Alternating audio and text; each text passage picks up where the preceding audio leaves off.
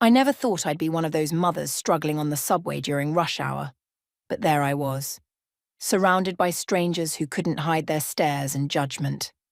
My arms ached from holding two grocery bags while trying to keep Owen from melting down completely. He was 3 and exhausted, his face red and wet with tears as he wailed about wanting to go home. Lily, my 5-year-old, kept tugging at my jacket asking the same question over and over. "Mommy, why can't we just drive? My feet hurt."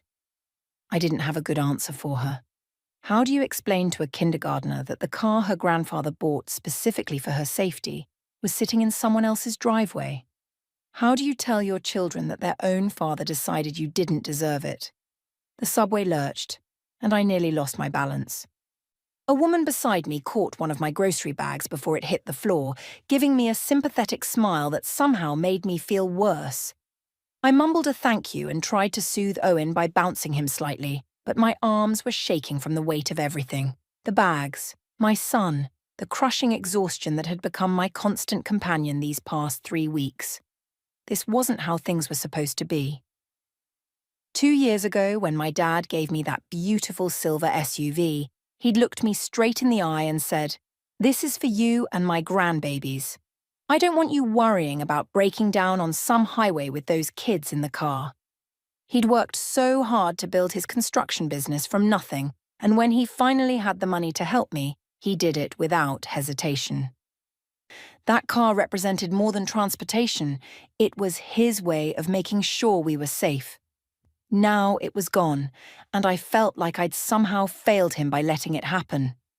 "Mommy, that man is looking at us," Lily whispered, pressing closer to my leg. I glanced up, ready to give whoever it was a tired smile to acknowledge the disturbance we were causing, and my heart stopped. "Jessica?" It was my dad's voice cutting through the noise of the moving train, the crying, the general chaos of evening commuters trying to get home. I looked up, and there he was, Robert Monroe, still in his work boots and dusty jeans from whatever construction site he'd been overseeing that day. His face showed complete confusion as he took in the scene before him. "Dad?" My voice came out smaller than I intended. He moved through the crowded car with the confidence of someone who'd spent his life navigating difficult situations. When he reached us, his eyes swept over everything: the grocery bags, Owen's tear-stained face, Lily clinging to my leg, the exhaustion I knew was written all over my face. "Why aren't you using the car I gave you?" It wasn't an accusation. He genuinely didn't understand. In his mind, there was a perfectly good vehicle sitting somewhere, ready to prevent exactly this situation. The question was so simple, so logical, that it somehow broke through every defense I'd built up over the past 3 weeks. My eyes filled with tears before I could stop them. "Trevor and his sisters took it," I whispered, not wanting Lily to hear the tremor in my voice. Dad's expression shifted from confusion to something else, something sharp and focused. He bent down and scooped Owen up without asking, and my son immediately stopped crying, resting his head on his grandfather's shoulder. The relief in my arms was instant, but the weight in my chest only grew heavier. "What do you mean? Took it?" Dad's voice was calm, but I knew that tone. It was the same one he used when a contractor tried to cheat him, or when someone on a job site did something dangerous. It was the voice that preceded action. I couldn't explain it here, not surrounded by strangers, not with Lily listening to every word. I just shook my head, and more tears spilled over. "Don't worry," Dad said, and there was something in those 2 words that made me believe him. He shifted Owen to one arm and took both grocery bags with the other like they weighed nothing. "What's your stop?" "Belmont Avenue, but Dad, We're getting off at Belmont then." The next few minutes passed in a blur. Lily held my hand and kept looking up at her grandfather carrying her baby brother, probably wondering why we'd never called him before, if he could make everything feel safer so quickly. When we emerged from the underground station into the evening air, Dad led us to his pickup truck parked nearby.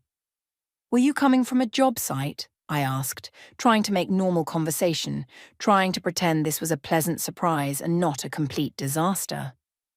"Meeting with a developer about a new project," he said, opening the back door of his extended cab and securing Owen into the booster seat he kept there for exactly these situations.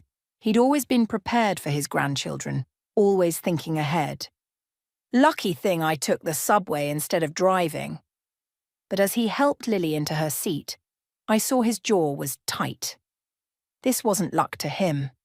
This was something else entirely.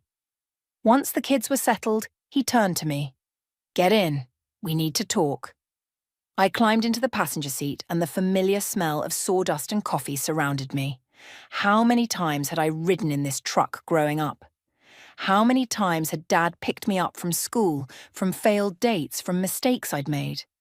And here I was again, needing him to rescue me, except this time I'd brought 2 innocent kids into my mess. He didn't start the engine. Instead, he turned to face me fully and I saw something in his eyes I'd never seen before. Not anger exactly, but something colder and more dangerous. "How long has this been going on, Jessica?" 3 weeks, I admitted, my voice barely above a whisper.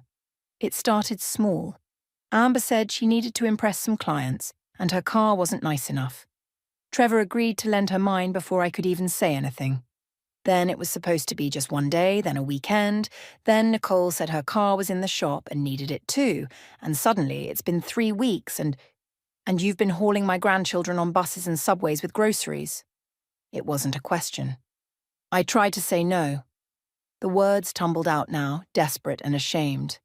I told Trevor I needed it. That the kids had doctor appointments and grocery shopping and Lily's ballet classes. But he said I was being selfish. He said family helps family. And then when I really put my foot down last week, when I demanded the keys back, I trailed off, remembering that night in my kitchen. Trevor's face had been so different from the man I'd married, and Amber and Nicole standing behind him like some kind of backup force, their faces smug and satisfied. "When you demanded the keys back, what happened?" Dad's voice was dangerously quiet. "They were all there, Trevor and both his sisters. They cornered me and said if I didn't stop being difficult, I'd see what life was like without his support. Amber called me ungrateful. Nicole said just because you had money didn't mean I was raised with any class." And Trevor just stood there agreeing with them. I was crying fully now. Ugly tears that I'd been holding back for weeks. I was scared, Dad. Not physically, but the way they all looked at me, the things they said. I felt so small, so I've just been managing, taking the subway, the bus, whatever I needed to do. I told everyone the car was having problems. I didn't want anyone to know what really happened because it felt like admitting I'd completely failed it. Dad held up his hand and I stopped talking. He pulled out his phone and dialed a number, putting it on speaker. "Tom, it's Rob Monroe. I need you to find out everything you can about Trevor Hayes and his sisters, Amber and Nicole Hayes. Everything. Financial records, legal issues, whatever you can dig up. I'll pay whatever it takes. And I need it fast." He hung up and finally looked at me again. "You didn't fail at anything, sweetheart. But this ends now." Everything had seemed so normal that Sunday afternoon 3 weeks ago. Trevor had insisted we go to his parents' house for dinner, even though I'd mentioned wanting to have a quiet weekend at home with the kids. But he'd been insistent, saying his mum really wanted to see the children. And I'd learned that disagreeing about family visits usually wasn't worth the argument that followed. The Hayes family home was exactly what you'd expect from people who valued appearance above almost everything else. Perfectly landscaped lawn, furniture that looked expensive but wasn't comfortable, and family photos arranged just so on every available surface. Trevor's mother, Patricia, had greeted us at the door with her usual air kisses that didn't actually touch my cheeks, while his father, Donald, barely looked up from his newspaper. Amber had arrived 20 minutes after us, making her entrance like always, complaining loudly about a client who just didn't understand the value of premium real estate. She worked as a real estate agent, though from what I could tell, she spent more time taking selfies in expensive houses than actually selling them. "Oh, Jessica, I love that sweater," she'd said when she saw me, in that tone that somehow made a compliment sound like an insult. So brave of you to wear something so casual to family dinner. I'd been wearing a nice cream cardigan over a dress, but somehow Amber made me feel like I'd shown up in pajamas. Nicole arrived last, as usual. Her dental hygienist scrubs traded for designer jeans and a top that probably cost more than my weekly grocery budget. She and Amber immediately huddled together, whispering and giggling about something on Nicole's phone, occasionally glancing at me in a way that made my skin crawl. Dinner had been fine. Patricia's pot roast, polite conversation about Trevor's work, the kids being relatively well behaved. I'd started to relax, thinking maybe I'd worried about nothing. Then came dessert. "So," Amber said, setting down her fork and fixing me with that calculated smile she wore when she wanted something. "I have this amazing opportunity coming up.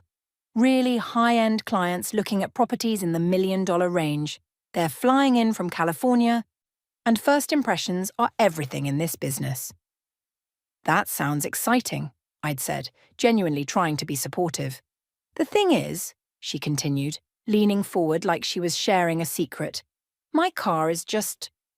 well, it's fine for every day, but it doesn't exactly scream success, you know? I need something that looks the part." I felt Trevor shift beside me, and somehow I knew where this was going before Amber even finished her sentence. "That SUV of yours would be perfect," she said, her tone light and casual, like she was asking to borrow a cup of sugar.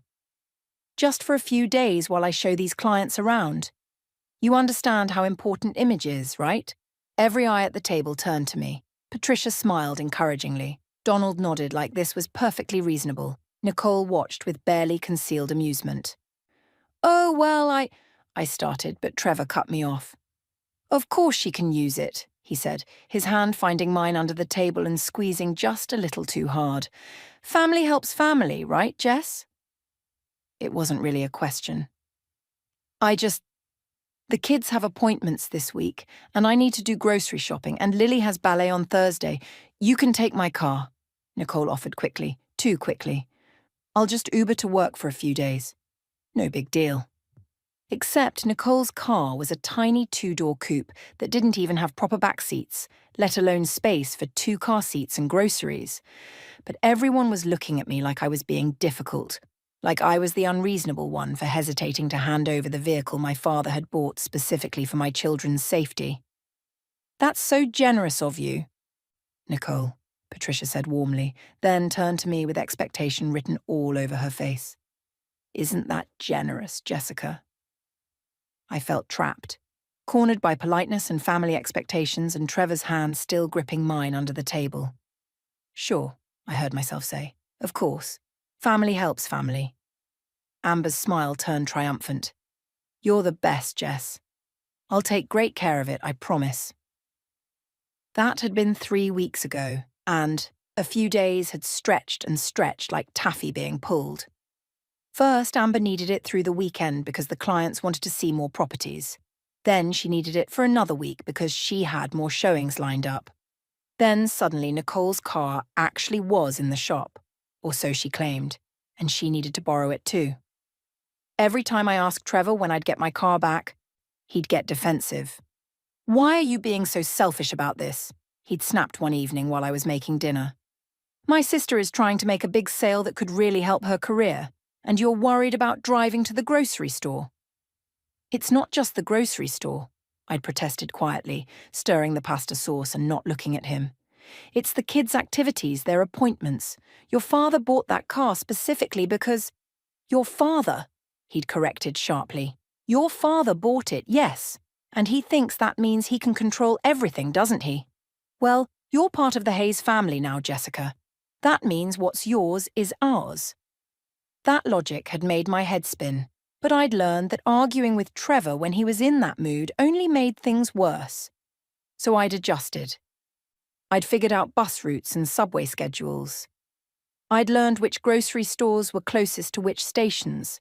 I'd carried Owen when he got too tired to walk and held Lily's hand through crowded platforms and pretended everything was fine.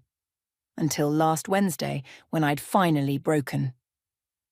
Amber had posted photos on social media, her and Nicole in my car at some wine bar downtown with the caption, "Sisters who slay together stay together." Not showing properties, not with clients, just out having fun in the vehicle they'd guilted me into lending them. I'd shown the photos to Trevor that night after the kids were in bed. "I need the car back," I'd said, trying to keep my voice steady. "This was supposed to be for a few days for work, and they're just using it to go out. I need it back, Trevor." His face had darkened immediately. "Are you serious right now? You're going to make a big deal about this? It's been 3 weeks. I've been taking 2 small children on public transportation in the heat, carrying groceries, and your sisters are using my car to go drinking downtown. Yes, I'm serious." I hadn't meant to raise my voice, but the frustration had finally boiled over, and that's when everything changed. Trevor had pulled out his phone and made a call. "Hey, Amber. Yeah, can you and Nicole come over? We need to have a family discussion." They'd arrived within 30 minutes, like they'd been waiting for the call. And suddenly I was facing all 3 of them in my own kitchen. Trevor standing with his arms crossed, Amber leaning against the counter with that superior smirk, Nicole examining her nails like this was boring but necessary. "So Jessica has decided to be difficult about the car situation," Trevor announced, like I wasn't even there. "Really?" Amber's eyebrows shot up in mock surprise. "After everything we've done for her? What have you done for me?" The question escaped before I could stop it. The temperature in the room dropped 10 degrees. Nicole stopped examining her nails and looked at me like I'd just said something obscene. Amber's smirk vanished, replaced by something cold and sharp. Trevor's jaw clenched so tight I could see the muscle jumping beneath his skin. "What have we done for you?" Amber repeated slowly, pushing off from the counter and taking a step toward me. "Are you actually asking that question right now?" "We welcomed you into this family," Nicole added, her voice dripping with false sweetness. "Even though you came from nothing." "I didn't come from nothing," I said quietly, but my voice was shaking. "My dad worked hard for everything he has." "Oh, your dad?" Amber laughed, but there was no humor in it. "Yes, let's talk about your dad. New money.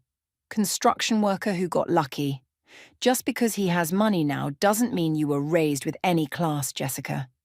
We all see how uncomfortable you are at family events, how you don't know which fork to use, how you—" "That's enough," I interrupted, feeling heat rise in my cheeks. "This isn't about class or forks or whatever superiority you think you have. This is about my car that you've been using for 3 weeks when you said you needed it for a few days." Trevor moved closer, and I instinctively took a step back. I'd never been physically afraid of him before, but something in his eyes that night was different, harder, like he was looking at an obstacle instead of his wife. "Here's what's going to happen," he said, his voice low and controlled. "You're going to stop making problems. You're going to stop being selfish and ungrateful. Because if you don't, you're going to see what life looks like without my support."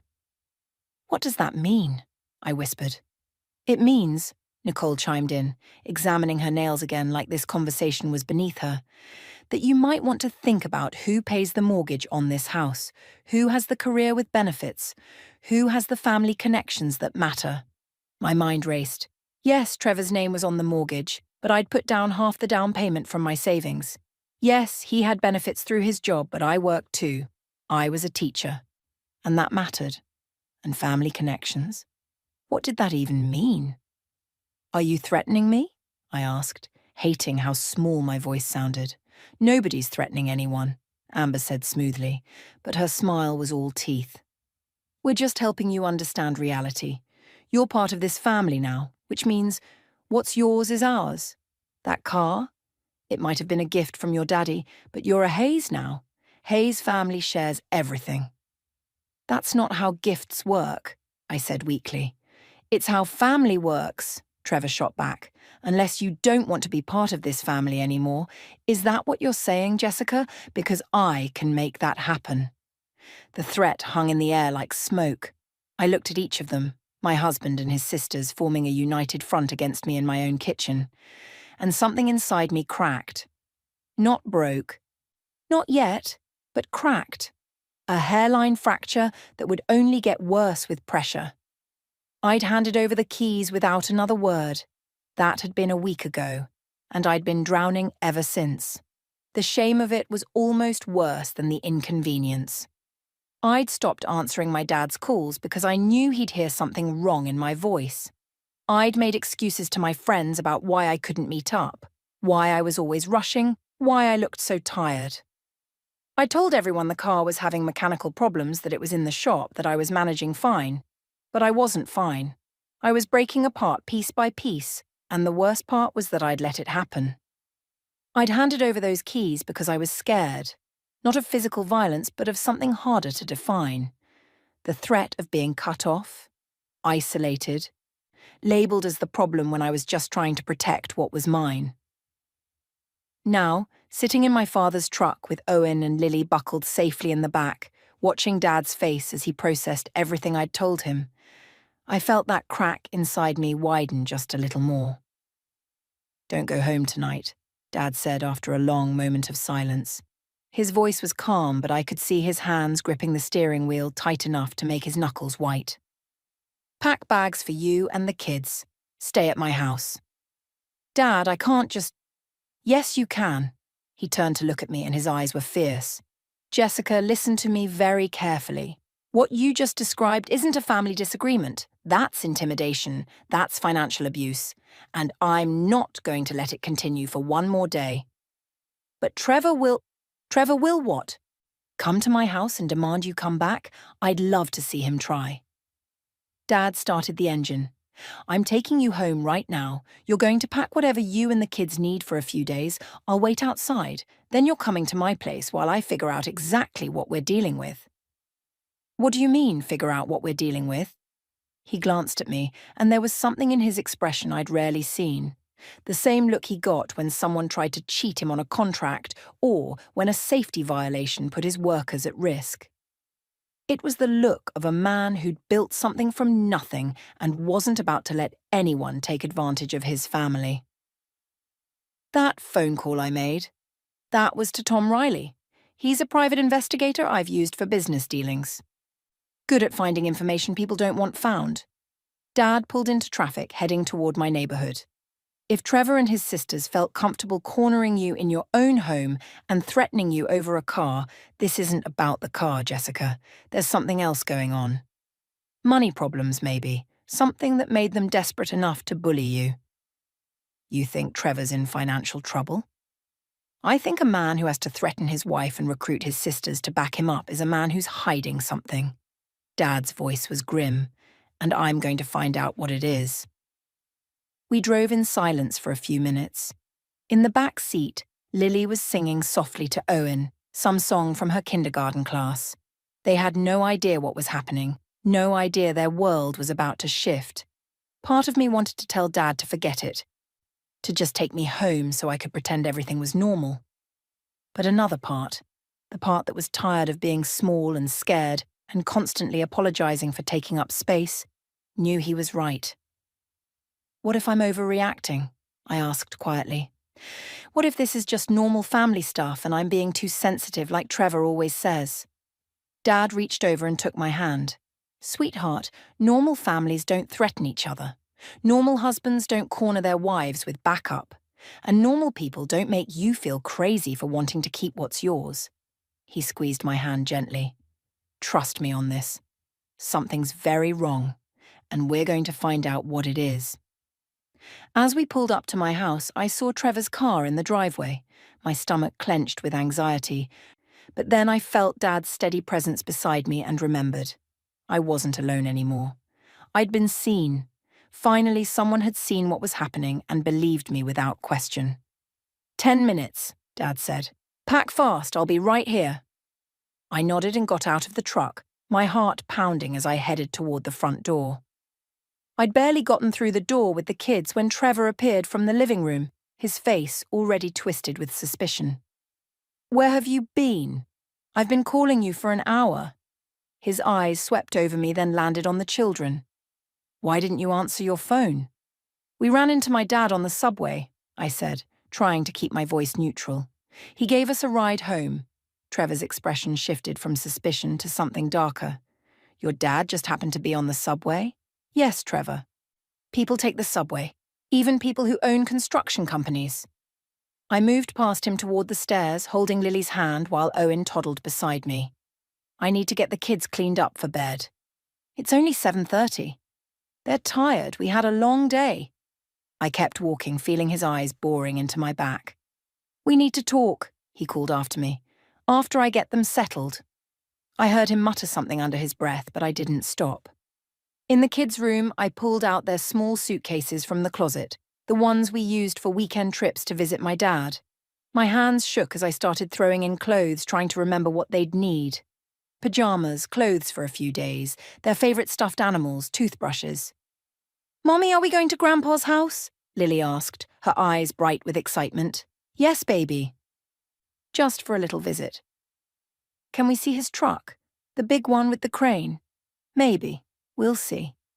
I kissed the top of her head and kept packing, my heart racing.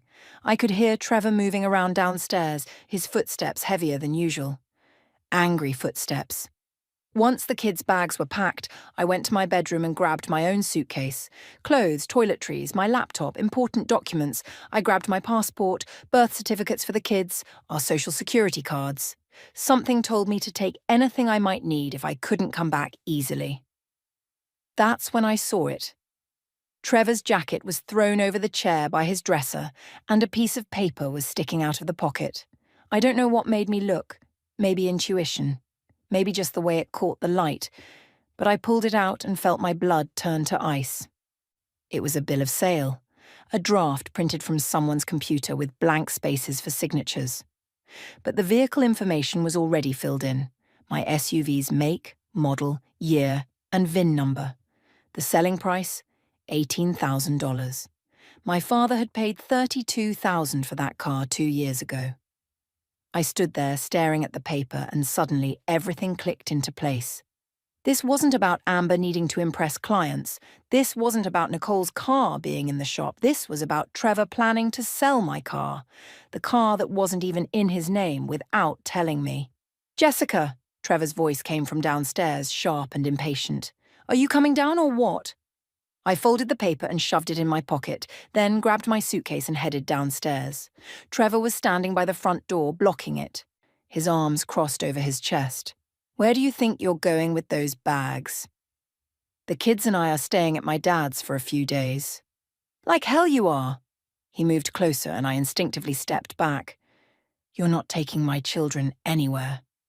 "They're my children too, Trevor, and we're just visiting my dad. It's not a big deal." "It is a big deal when you're acting crazy and irrational." His voice rose. "First you make a scene about the car. Now you're running to Daddy like a child. When are you going to grow up, Jessica?" I felt the paper in my pocket like it was burning. I found the bill of sale. The colour drained from his face just for a second before the anger rushed back in. "You went through my things?" "It was sticking out of your pocket. You were planning to sell my car." "My car, Trevor. The one my father bought for me and the kids. The one that's in my name. Not yours. We're married. What's yours is mine. You said so yourself. Family shares everything." He was using Amber's words, her logic, and it made me feel sick. "That's not how it works. That car is titled solely in my name. Selling it without my permission is theft." Trevor laughed, but it was harsh and bitter. "You're going to call me a thief? After everything I've done for you? After I gave you this house, this life? I helped pay for this house. I work too, Trevor. I contribute. You're a teacher. You make what, $35,000 a year? That's barely enough to cover groceries," he sneered, and I saw his sisters in that expression. "Without me, you'd be living in some apartment somewhere, struggling to make rent." Behind me, I heard Lily start to cry softly. She'd come to the top of the stairs and was watching us fight. Owen was beside her, his thumb in his mouth, his eyes wide and scared. "Stop it," I said quietly, gesturing to the kids. "Just stop. I'll stop when you put those bags away and start acting like a wife instead of a spoiled brat who runs to Daddy every time things don't go her way." There was a knock at the door. hard, authoritative. Trevor and I both froze. "That's my dad," I said. "He's waiting for us. Tell him to leave." "No." The knock came again, louder this time. Trevor's face went red. "If you walk out that door with those kids, don't bother coming back, you hear me? You want to choose your daddy over your husband, fine. But don't expect me to be here when you decide to come crawling back." I looked at him, really looked at him, and wondered when he'd become this person. Or had he always been this way, and I'd just been too desperate to be loved to notice? "I'm not choosing between anyone," I said quietly. "I'm choosing to not be threatened in my own home. I'm choosing to not have my things stolen. I'm choosing to protect my children from watching their father bully their mother." I walked past him to the stairs and scooped up Owen, taking Lily's hand. Trevor didn't try to stop me physically, but his voice followed us as I grabbed our bags. "You're making the biggest mistake of your life, Jessica. The biggest mistake." I opened the door and there was my dad, his expression calm but his eyes sharp and assessing. He took Owen from my arms and picked up the bags without a word. "Hi, Grandpa," Lily said, her voice still shaky from crying. "Hi, sweetheart. Ready for a sleepover at my house?" She nodded, wiping her eyes. I didn't look back at Trevor as we walked to the truck. I couldn't. If I looked back, I might lose my nerve. I might remember all the good times, all the reasons I'd fallen in love with him, all the promises he'd made about the life we'd build together.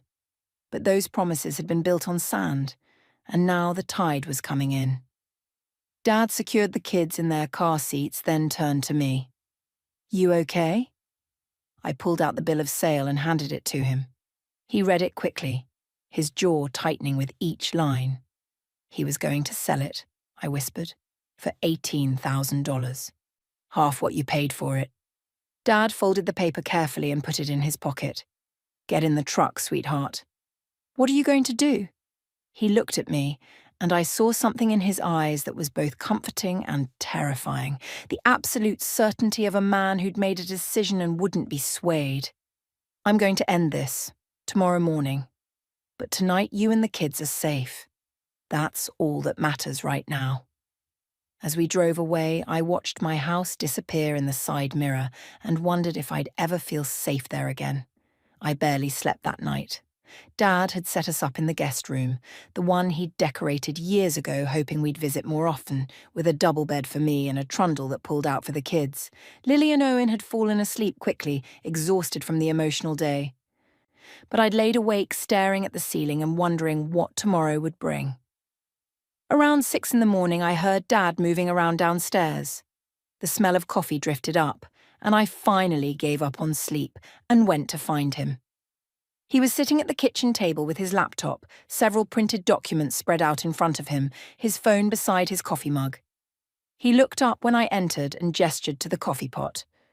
"Tom worked fast," he said without preamble. "You're going to want to sit down for this." I poured myself a cup and sat across from him, my stomach churning with anxiety. Dad slid a document across the table. "Trevor's been gambling, online poker, sports betting. He's lost over $80,000 in the past 18 months. The number hit me like a physical blow. 80,000! How is that even possible? Credit cards, a loan he took out without telling you, and... Dad paused, his expression grim. "He's been draining your joint savings account, little by little so you wouldn't notice." I thought about all the times Trevor had insisted on handling the finances, saying I had enough to worry about with work and the kids. How he'd gotten annoyed when I asked to see bank statements. How he always changed the subject when I mentioned saving for the kids' college funds. There's more. Dad pulled out another document, printouts of text messages. "Tom has a contact at Amber's real estate agency. She's been involved in some questionable dealings, inflating appraisal values, hiding property defects from buyers. Her broker's been investigating her, and she could lose her license. And Nicole? Fired from her last dental office for insurance fraud. She was billing for procedures that were never performed. The office didn't press charges because she agreed to leave quietly. But it's documented." I stared at the evidence spread across the table, the financial records, the text messages, the background reports. My husband and his sisters weren't just bullies. They were desperate, cornered people making increasingly bad decisions. They needed that car, I said slowly, understanding dawning. Trevor needs money to pay off his debts, and they figured selling it was easier than explaining where all our savings went. That's exactly what Tom thinks. And here's the thing, Jessica. That car is titled solely in your name. If Trevor sold it without your permission, that's not a civil matter, that's criminal. Auto theft. Dad's phone buzzed. He glanced at it and stood up. That's my lawyer. She's downstairs. We're going to your house this morning and we're settling this. Dad, I don't know if... I do know. He came around the table and crouched beside my chair, taking my hands. Sweetheart, I let you marry him because you were an adult, and it was your choice. I didn't say anything when I noticed him being controlling because I thought maybe I was being overprotective. But I won't stand by and watch you be threatened and stolen from. Not anymore. Tears burned my eyes. I feel so stupid. You're not stupid. You're kind, and you wanted to believe the best in people. That's not a character flaw, Jessica. That's who you are, and it's beautiful. But kindness doesn't mean letting people walk all over you. 2 hours later, I was standing on my own front porch with my father, his lawyer, a sharp-eyed woman named Patricia Chen, and a police officer named Martinez, who Dad apparently went to high school with. This is just a civil standby, Officer Martinez explained to me quietly. I'm here to make sure nothing gets out of hand while you collect your belongings and have this conversation. I can't get involved in the domestic dispute itself unless someone breaks the law. Dad knocked. Loud, authoritative. After a moment, Trevor opened the door. His eyes widened when he saw the group assembled on his porch, then narrowed with anger when they landed on me. "What is this?" he demanded. "This is a conversation," Dad said calmly. "Are we doing it out here? Or can we come inside?" Trevor looked like he wanted to slam the door, but the presence of a police officer seemed to change his mind. He stepped back, and we entered. I could hear voices from the kitchen. Amber and Nicole were already here. Of course they were. The sisters appeared in the doorway, their faces shifting from confusion to alarm when they saw our group. "What's going on?" Amber demanded, but her voice had lost some of its usual confidence. Dad set his briefcase on the coffee table and opened it, pulling out the documents Tom had compiled. He laid them out one by one, like cards in a poker game. Trevor Hayes, $83,000 in gambling debts. Online poker, sports betting, casino visits charged to credit cards. He looked at Trevor, whose face had gone pale. "Want to tell Jessica about that? Or should I continue?" "This is a private matter," Trevor said, but his voice shook. "It stopped being private when you tried to steal and sell your wife's car to cover your debts." Dad pulled out the bill of sale I'd found. "This vehicle is titled solely in Jessica's name. Selling it without her permission isn't a family disagreement. It's auto theft. A felony." Patricia Chen stepped forward, pulling out her own documents. "Mr. Hayes, I'm Patricia Chen, representing Mrs. Hayes. We're prepared to file for legal separation immediately. We also have grounds for fraud charges given your systematic depletion of joint marital assets without disclosure." "You can't prove that," Trevor said, but he was sweating now. "Actually, we can." Dad pulled out bank statements highlighted in yellow. "Every withdrawal, every transfer, every credit card payment to online gambling sites, it's all here." Amber found her voice. "This is harassment. You can't just barge in here with threats and—" "Ms. Hayes," Patricia Chen turned to her with a cold smile. "Perhaps you'd like to discuss the complaints filed against you with the Real Estate Commission. Or we could talk about inflated appraisals on the Morrison property, the lakeside condo deal." Amber's face went white. "And Nicole Hayes," Patricia continued, "should we discuss why you left your previous employment at Bright Smile Dental? The insurance fraud investigation they chose not to pursue in exchange for your quiet resignation." Nicole looked like she might be sick. The room fell silent. I watched Trevor's face cycle through emotions. Anger, fear, desperation. Finally, he looked at me. Jess, come on. We can work this out. You don't need to do this. Where are my car keys? I asked quietly. Baby, let's just talk about this. Family counselling or something. We can fix this. The keys, Trevor. He stared at me for a long moment, and I saw the exact second he realised I wasn't backing down. Not this time. Not ever again. He pulled the keys from his pocket and threw them on the coffee table. They landed with a metallic clatter that sounded like the ending of something. Dad picked them up and handed them to me. The weight of them in my palm felt like reclaiming a piece of myself I'd lost. Here's what's going to happen, Patricia Chen said, her voice crisp and professional. Mrs. Hayes is filing for legal separation today. Given the financial deception and the attempted theft, we're asking for full custody of the minor children, child support, and division of actual marital assets, meaning assets that existed before Mr. Hayes gambled them away. If you contest any of this, Dad added, his voice quiet but steel underneath, we file criminal charges for attempted auto theft. We also make sure the relevant professional boards know about Amber's real estate violations and Nicole's insurance fraud. Your choice. Trevor looked at his sisters. Amber was staring at the floor, all her swagger gone. Nicole's hands were shaking. You can't do this, Trevor said, but there was no strength behind it anymore. Those are my kids. Those are children who watched their father threaten their mother, I said, and my voice didn't shake. Children who saw their mother struggling on the subway with groceries because you and your sisters decided my car was yours to take. Children who deserve better than learning that bullying and stealing are okay if you call it family. Trevor's shoulders slumped. The fight went out of him all at once, and I realised he'd only ever been strong when he had backup, when he could corner someone weaker. Faced with actual consequences, he had nothing. Mr. Hayes? Patricia Chen prompted. Do we have an agreement, or do we proceed with criminal charges? Fine, he said finally, the word barely a whisper. Fine. Just make it go away. The debt? Dad's laugh was harsh.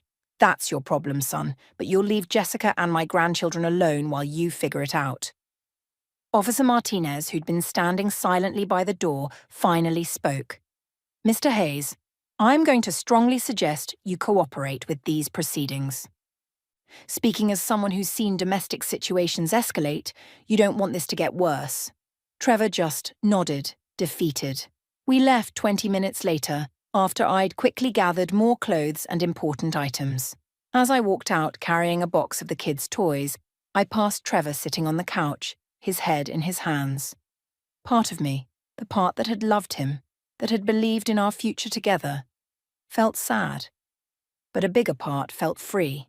Dad loaded everything into my SUV, with my keys that I'd reclaimed. What happens now? I asked. Now? We get your life back on track, he smiled. But first, let's go pick up those grandkids of mine. I promised Lily she could see the crane truck. I hugged him tight, right there in the driveway, and whispered, Thank you. Always, sweetheart, he said. Always. 3 months later, I was buckling Owen into his car seat, in my car, the one I drove every day now, when Lily asked, Mommy, are we having dinner at Grandpa's again? We are, I confirmed, kissing her forehead. Is that okay? It's the best, she said seriously. Grandpa makes the best spaghetti. I laughed and climbed into the driver's seat. The divorce had been finalised last week. Trevor's parents, horrified by what their son had done and embarrassed by their daughter's involvement, had quietly settled everything in my favour to avoid criminal charges and public scandal. I had the car, full custody, child support from Trevor's actual income, and half of what remained of our marital assets. More importantly, I had my dignity back. I'd started therapy. I'd reconnected with friends I'd drifted away from.